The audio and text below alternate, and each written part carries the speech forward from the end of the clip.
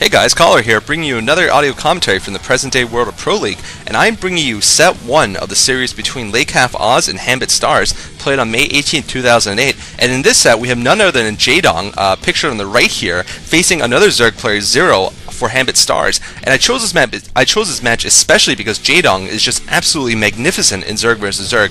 He has an overall record of 79% against Zerg players in his lifetime so far. And as you guys know, if you've seen some of my commentaries, I do have a strange fetish for ZVZ. I do like watching. I think it's a very exciting low macro type of game, and it should make for an interesting game here.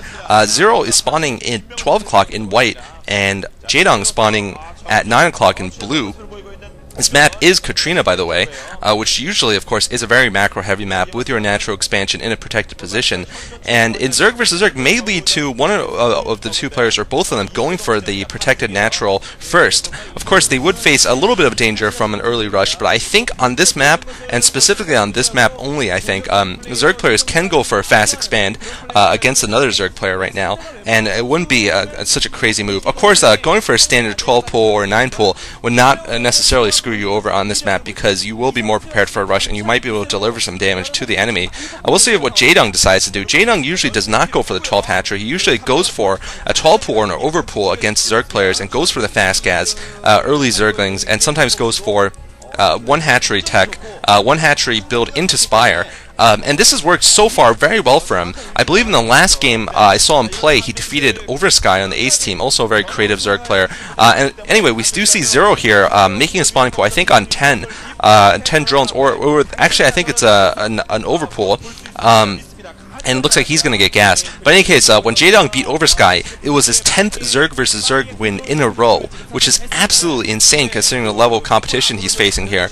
All the best Zerg players seem not to be able to beat him.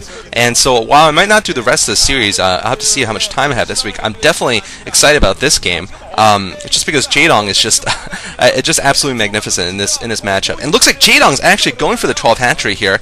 He's probably going to put his spawning pool next to the neutral artifact there, just like Zero has done, to create a little bit more of a choke. And if he needs to, he can place a sunken behind it, which will be a little bit more protected. And we'll see him probably doing that right now. It looks like, yes, he is going to put that spawning pool there.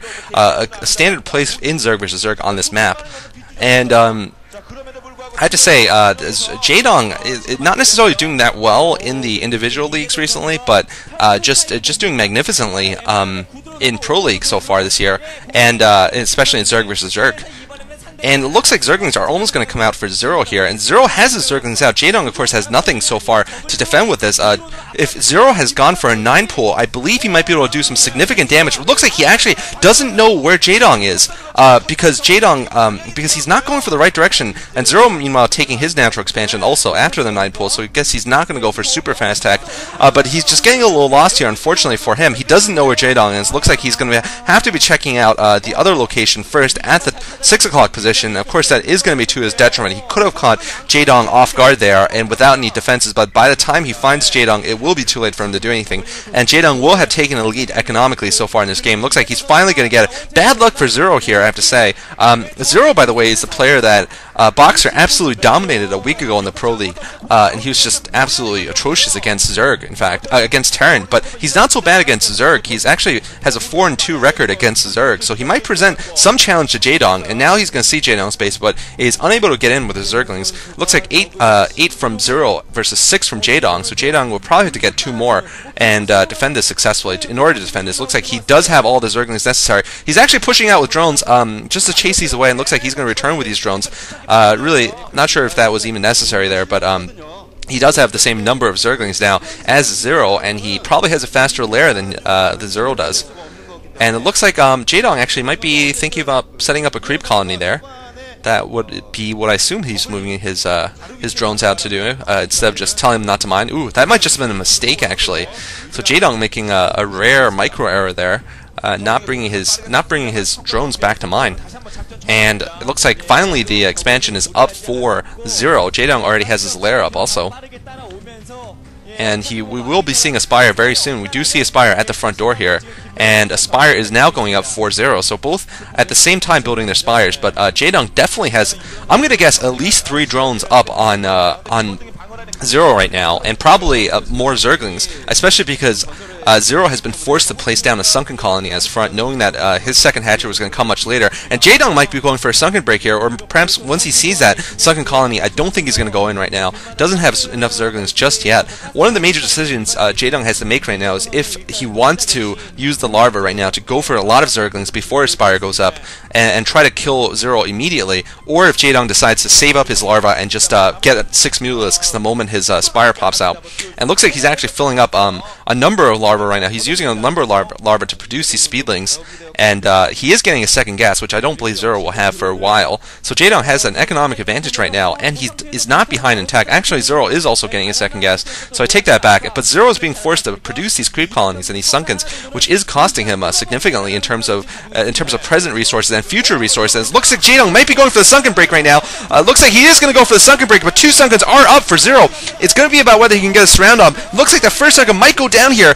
Zero pulling his drones out. He's forced to pull out drones, and if Jaedong can snipe off a couple of these drones, Zero might be in huge trouble here. Looks like Jaedong's already got 1 drone here. He's actually got 2 Zerglings in the back now. 4 Zerglings in the back for Jaedong, and I think this is going to be absolutely unstoppable. Jaedong is just perfectly choosing the perfect time to attack there, knowing exactly the mechanics of Zerg versus Zerg. Just such a technical player here, know exactly when the right number of Zerglings was, and he knew that he had enough Zerglings to take out, to break through there, take out all the Zerglings and break through, and he smartly decided not to attack the Sunkens afterwards. He's creating a lot of disruption here inside the expansion, and he's taken out 2 drones already. I think this is going to be in Jaedong's favor. This game is going to end in Jaedong's favor if Zero doesn't do anything, something amazing here, and looks like Zero's going to lose at least one Overlord, one Mutalisk here to the Scourge, and looks like Scourge being produced for both players here. Only 1 Mutalisk in the air so far from either player, and it's getting chased down by a massive amount of Scourge, who's also chasing one another. It looks like 1 Scourge from Jaedong does land here, and looks like 2 more still chasing these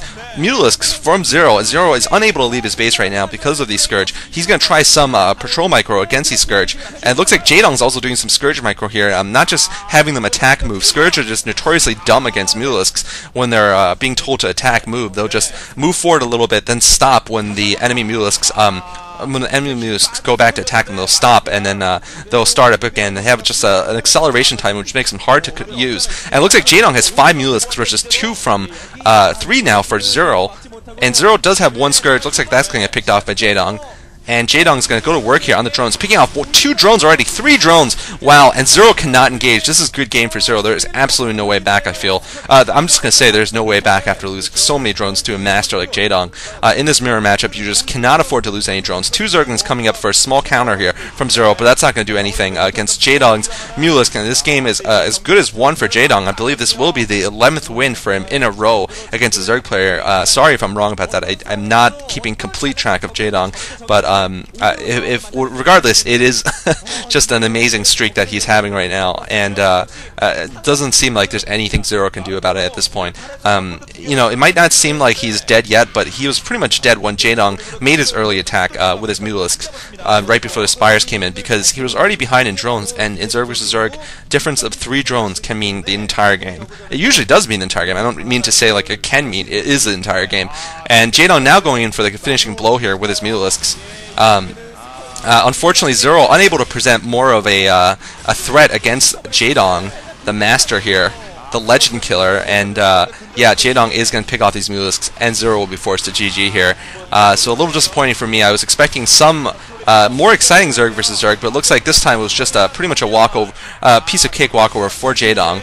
And I have to say though, Zero was a little unlucky in the beginning. He caught Jaedong's position last when he was scouting. But in any case, Lecaf does take a 1-0 lead against Hanbit Stars in this series so far. Like I said, I'm not sure if I'm going to be able to cast the rest of the series. I am having a busy week right now, but I hope you enjoyed this Zerg vs. Zerg game. Please leave some comments for me, and when you get a chance, visit sc2gg.com.